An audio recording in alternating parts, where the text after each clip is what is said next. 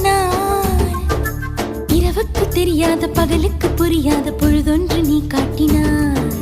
இதயத்தில் நீ இருப்பதனால் நான் தூங்கும் நேரத்தில் என்னுள்ளே தூங்காமல் நெஞ்சுக்குள் வாயாடினாய். கண்ணாடி நீ கடிகாரம் நான் உன்னுள்ளே ஓடோடி வாழ்வே.